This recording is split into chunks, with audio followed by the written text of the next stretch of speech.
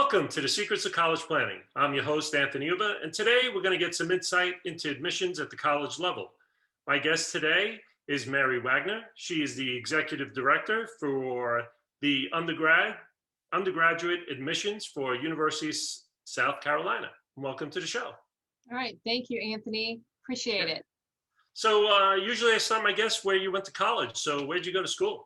Well, I actually attended the University of South Carolina, so I had the good fortune of working for my alma mater. I'm originally from Charleston, South Carolina, and I did my undergraduate degree here, and then I went someplace else to go to get my master's, but I came back in 2004 to work on my PhD at the University of South Carolina. So I have 2 degrees from here, and it's great. I love working for the place that got me started in higher ed.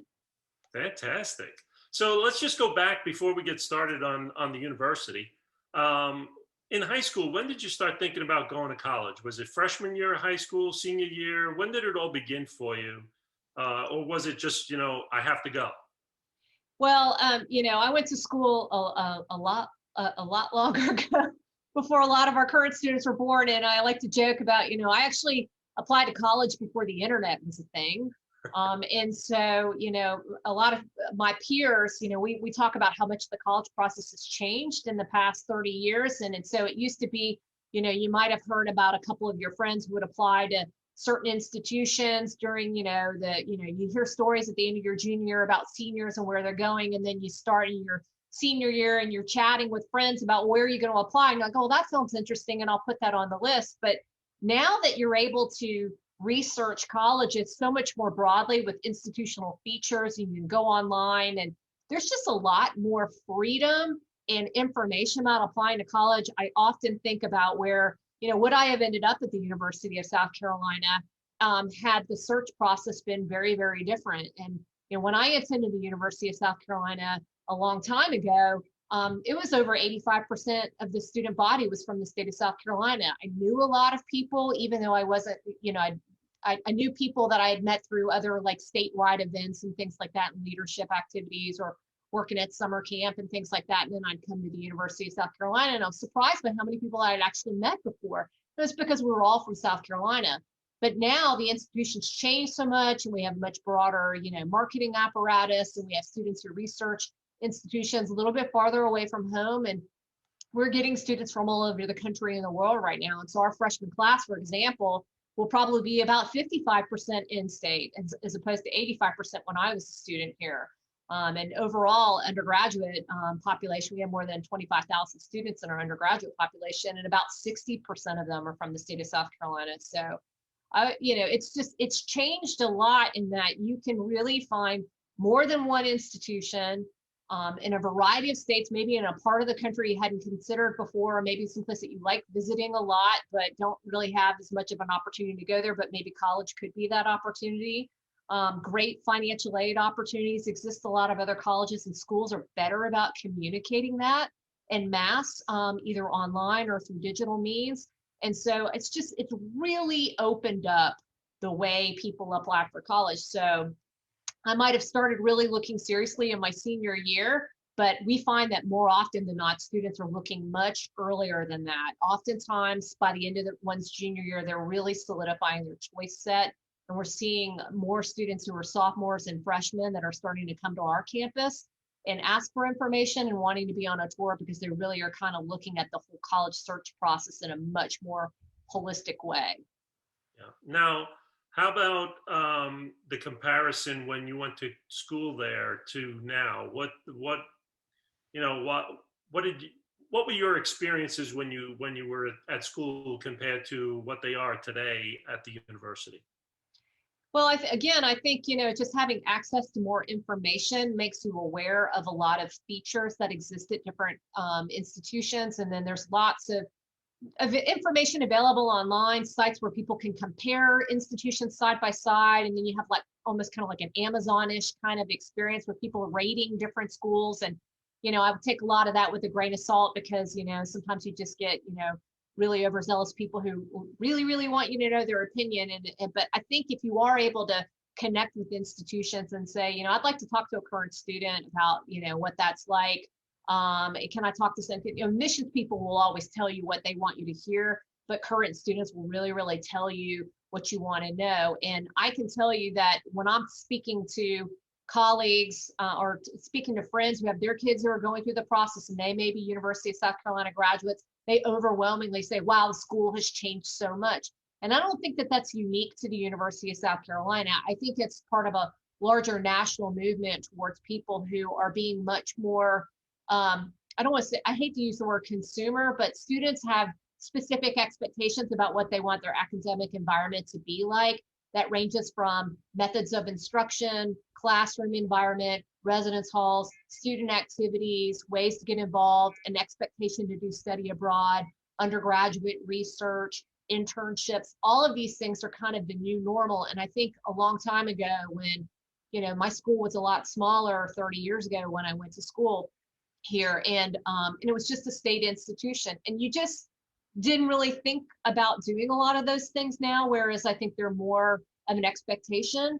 And so institutions have had to really rise to the challenge to provide those kinds of opportunities. And I think a lot of schools are really, really doing that very well because, again, students are aware of those things. They have access to more resources, more networks to communicate that information to their peers and get ideas from other people who've been successful doing it. So I think that's really kind of how college has changed in general, and even here at the University of South Carolina. So now, how does one graduate from University of South Carolina to becoming the executive director there as for undergraduate admissions? Well, I don't think I walked out of here thinking that this is what I wanted to do, but I can tell you that I had an amazing experience as an undergraduate. I chose USC because it was an in-state institution and cost was important to me. And I know that a lot of students will choose an in-state institution, whether it's public because it's subsidized by your state, or maybe you're able to reduce some of your costs by, not having to commute as far, not having to get in, drive a long way, pay for gas or fly to location. And so that's one way to control costs. But, I looked for a school that had a lot of majors, a lot of different majors. I wasn't very sure about what I wanted to do. So that kind of dictated what I wanted. I changed my major 3 times at the university because I didn't know what I wanted to be when I grow up. But I did graduate within 4 years on time. And I had an amazing, very involved student life experience. And I think that for people who do go on to work in higher education, a lot of times, so my master's is in student personnel, college student personnel, which is kind of like, learning how to be a professional in the non-academic, more student affairs side of things.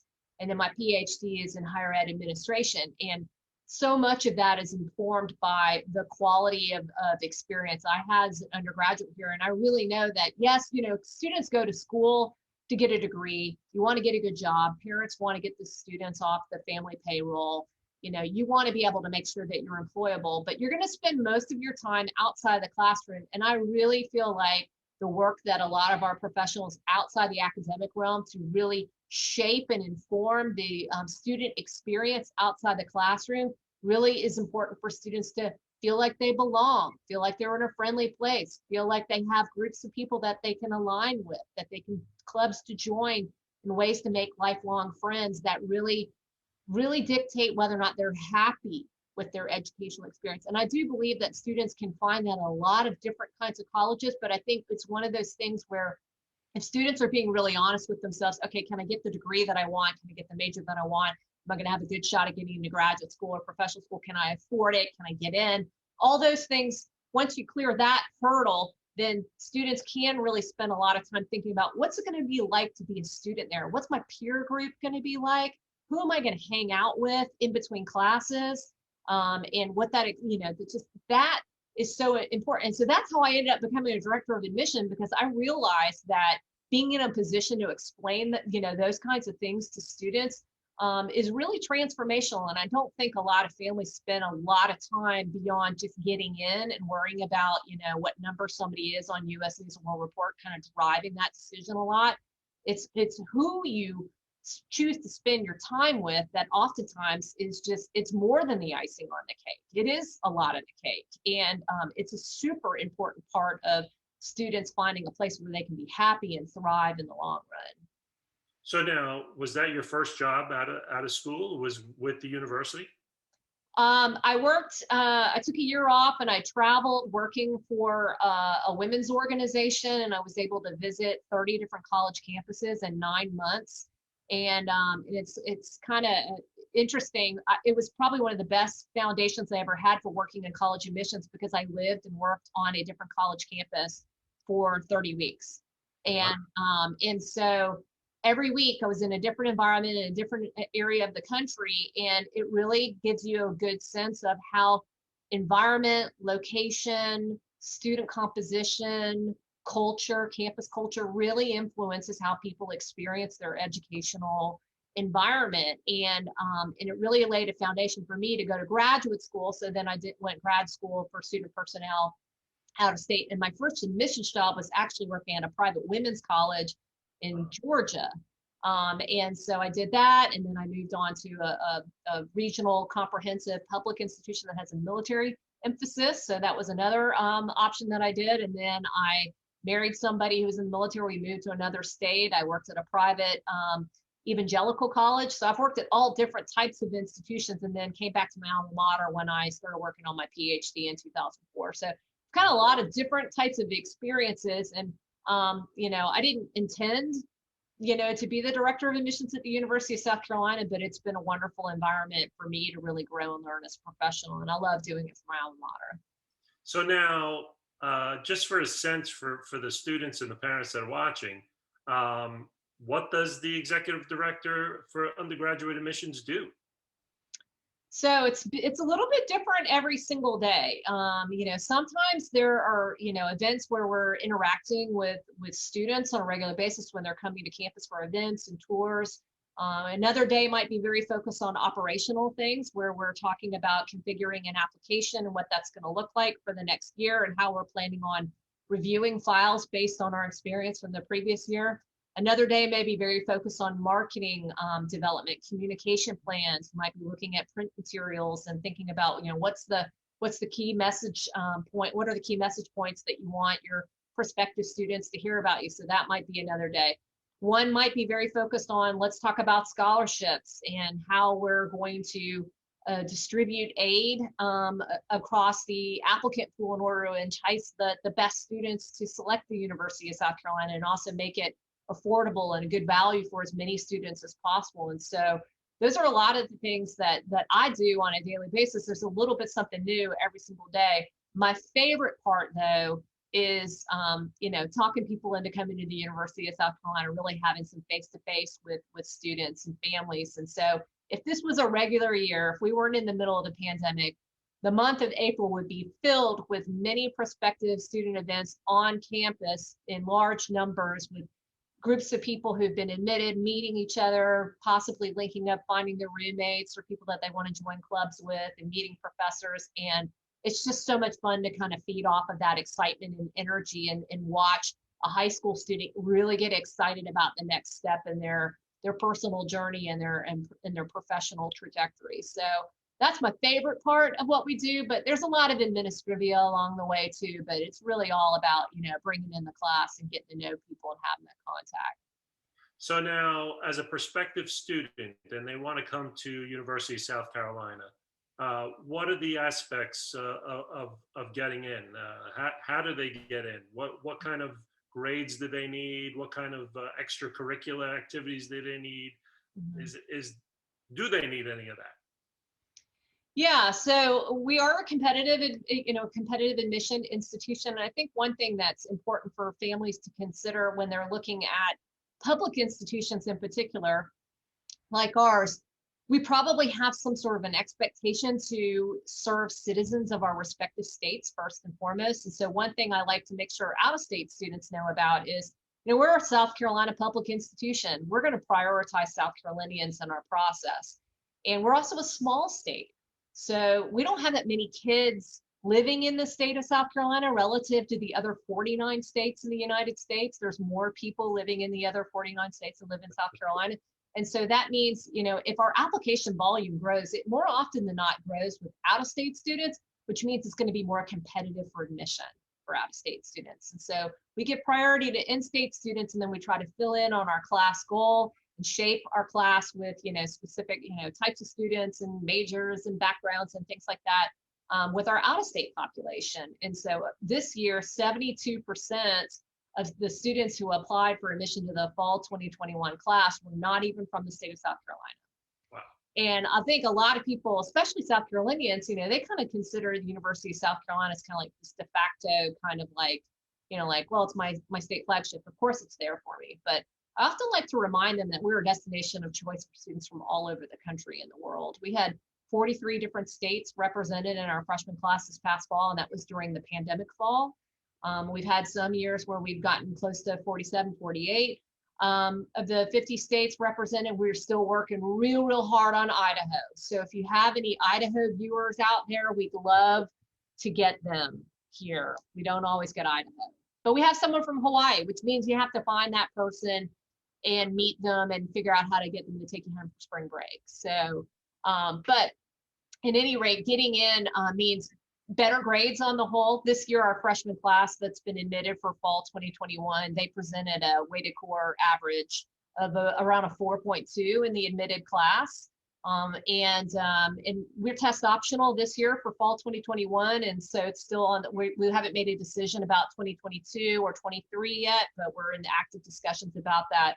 We'll put information on our website, but students who have very strong grades and take a rigorous course curriculum, trying to take the most rigorous things that they can get their hands on while they're in school and doing well at that is really the best defense, I guess, as far as, being able to make your case for being admitted to the university as a non-resident, because we just have so many more out-of-state students applying than we have in-state. Now, do you get students internationally as well? And how about if the student plays a sport or an extracurricular activity like band or something like that?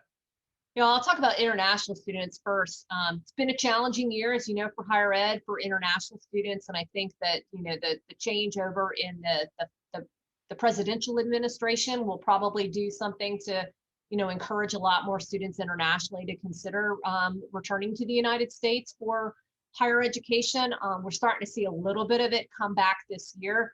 It's going to be challenging to kind of get beyond a lot of these pandemic limitations and all that may influence students' ability to travel. But this year we did see an uptick in international students applying to the institution, which is great. We allow students to, demonstrate English proficiency through a variety of different methods. It could be the TOEFL or the SAT if they have access to it. That's been a little bit harder to do this year, but students can also participate in Duolingo, which is another testing option that students can use to demonstrate English proficiency. That's new this year that we're allowing students to do that. So that kind of helps open the door for qualified students from outside the country. For athletes, the process is very different. And I think a lot of people are kind of surprised that admissions, we don't do athletic recruitment. So that's managed by our athletic compliance office. And so they will often communicate with us about people that they are actively recruiting, check with us, is this person admissible? Or is this somebody that we might have to make a special case for in order to make an exception? And so they communicate those priorities to us throughout the year as they're building their class of new athletes for the respective sports. So that's kind of how that works. But we really only focus on academic admission in our office. And there was one other that you had asked about. Yeah, I said extracurricular activities like band or things like that. Yeah, so you don't have to be a music major to be in the band at the University of South Carolina, and we have a lot of different types of performance ensembles. What's kind of cool about that is we've never admitted anybody because they play an instrument in the band, or we haven't ever had to manage it at that level, but we do actively recruit students to participate in the band, and they can get some merit scholarships for participating in the band, even if they're not a music major. And so that's a very attractive option that really brings students in. And, it's really, this probably won't be a surprise to you, but I think people are often, they're like, what do you mean you have a lot of STEM majors that want to participate in band? And I find that, music and an affinity for STEM, that intuitive nature, there's just it uses the same parts of your brain that tends to attract students. And we find that a lot of students who, they might be engineers, but they're also participating in some sort of performance ensemble because they really, really enjoy it. and they have a knack for it, and they just, they don't want to major in music, they want to be in engineering. So that's, it's always wonderful to see that as well. That flexibility is nice.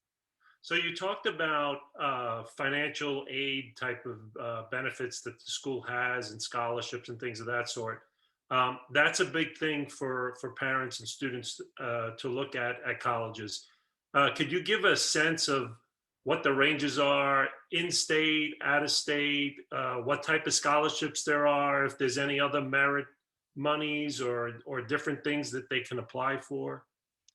Well, so for students coming in as freshmen in our class, everybody who applies by our priority application deadline, which is December 1 for the following fall, will automatically be considered for any kind of merit-based aid that's offered through the admissions office. So all you got to do is apply on time and complete your file. If you're applying test optional, then we'll ask you to make sure you submit your essays and fill out your application completely, and it's a little room for your resume to report that on there, and you can add that into the application. We'll look at that when we're doing our holistic review. But then we also, we're looking at the rigor of the classes that you've taken. But then students can also qualify for merit aid based on standardized test scores and GPA. So we don't have a grid per se. And I know that a lot of times students are like, well, what's the minimum I need to get a scholarship? Or, we don't work that way at South Carolina. I know some schools will post that online, but we have a finite pool of merit aid that we can distribute each year. And so depending on how good the applicant pool and how big it is, can really dictate what those various thresholds are. And so our objective is to award aid to as many qualified students as possible as an inducement for them to enroll at the university. But sometimes those thresholds can vary from year to year. In state, it's a little bit more, we have the same number of applicants almost every single year, so we kind of know what those thresholds are. And all in-state students also tend to qualify for our state lottery scholarships. So we have a lottery-funded merit scholarship program that students who meet a certain number of criteria will qualify for those awards, and they can add those to any other awards that we may offer from the admissions office. Out of state, the awards can run anywhere from $6,000 a year to close to over $100,000 a year, depending on how much aid you qualify for, how competitive you are. But all of our out-of-state scholarships will come with some form of a reduction in the out-of-state tuition rate. Some of them have a partial reduction. Some might do a little bit more halfway between in and out of state. Some will offer the in-state rate plus a little bit of extra money, and those are very popular as well.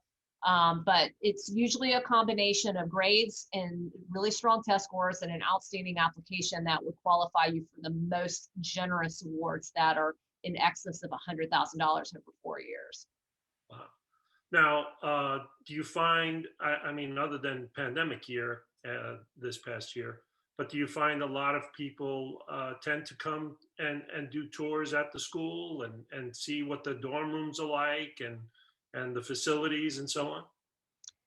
Yeah, I think schools have been very different depending on what part of the country you're in, have had very different approaches to how they've been doing campus visits this year on account of the pandemic. So we started pretty early with opening up the campus to very small but frequent tours in the fall. So we started in August, and it was lots of little mini tours. We didn't have quite as many people on each tour, which is great for getting, up close and personal attention. It's unfortunately not sustainable for an institution of our size. So we're making it work for this year. We have lots of little teeny tours. We've expanded the size of those groups a little bit in the spring as COVID has gotten under control, and we know more about how to mitigate it, social distance and things like that. And so we're doing lots of what we call mini admitted student days on Mondays and Fridays and a few Saturdays throughout this month, where people can at least get in front of somebody from their department, get on a tour. We haven't been able to let people into academic buildings because of our current protocols on campus, and we haven't been able to let people get into residence halls. So those are two things that we know students really, really want to see, but just given our current, guidelines, we've been a little bit reluctant to do that. We've been asking for, a little bit more latitude on all those kinds of things, but it's been it's been hard, but I would say on the whole, people are still coming to visit. And if we weren't letting people sign up to visit, they probably would come anyways. I mean, we are hearing stories. I hear them from my peers at other institutions. They're like, how are you guys handling these people when you try to run a tour, people like jumping out of the bushes and trying to jump on your campus tour after you've told them that they can't be on your tour because you've hit capacity. And I'm like, okay, A, that's weird. B, you got to tell them no. And so, we spend a lot of time kind of reinforcing with our visitors, like, we know you have lots of people who want to do this, but we've got to follow our own policies and make sure we're keeping the visit experience safe for all who are here. When you jump on a tour after you've been told no, that expands the capacity and may make other people feel uncomfortable. So it's hard to enforce those things, but we're trying to be very proactive about that. But we're pleased with what we've been able to do. We'd like to be able to do bigger events, and we hope that we're going to be in a position to do that this fall. Have our fingers crossed, but on the whole, it's been pretty good. I mean, people say they really like it, and the feedback that we're getting from our surveys and all has been very positive. That's great. Well, we're coming to the end of our show, and usually I ask my guests, what advice do you want to give to the parents and the students that want to come to University of South Carolina? What advice do you want to give them? Well, we have a lot of ways to express interest in the university. I mean, there's the old-fashioned, just getting on the mailing list. I know that a lot of and you can go to our website to do that. But you're probably also, your students are also realizing that a lot of mail seems to just kind of show up in gluts throughout the year. And typically that follows, major statewide testing, whether you're taking the SAT, ACT, PSAT, those kinds of statewide testing mandates that often exist do put your students' names in the pool for potentially getting contacted by other institutions that want to reach out to you. And so if you have the option to say, yes, I'd love to have colleges contact me, that opens the door a little bit for other institutions to find you and reach out to you if you want to hear about what they have to do. That's probably where that mail glut is coming from anytime you answer in the affirmative to those kinds of things. But there are lots of sites online that help you compare colleges where you can put your name in the hat. You can call institutions, especially ours, say, hey, when can I get on a campus tour? You can go to, sc.edu/visit, and you can learn about how to visit the University of South Carolina. We're open for tours over the summer. And if you happen to be coming through the area, as we know a lot of visitors do, South Carolina is a very popular vacation destination. Beautiful beaches, awesome historic spaces, great things to do outside. Come by the University of South Carolina. The interstate runs right through Columbia, so we'd love to have you on campus. But I think that if I could also give advice too, I know that so many institutions are really kind of grappling with this test optional stuff, and so some of the questions and some schools have made decisions about what they're going to do indefinitely, or maybe in the short run, or maybe some schools haven't made an announcement yet. And I think that if you have an opportunity to sit for one of these exams, you absolutely should. You want to have a test score on hand simply so that you can choose to apply to more than one institution that may require scores, right? If it happens to make it in your choice set. Well, thank you very much for coming on the show. I really appreciate it. Okay, thank you for having me. Yeah, so you've been watching The Secrets of College Planning. I'm your host, Anthony Uga. Until next time.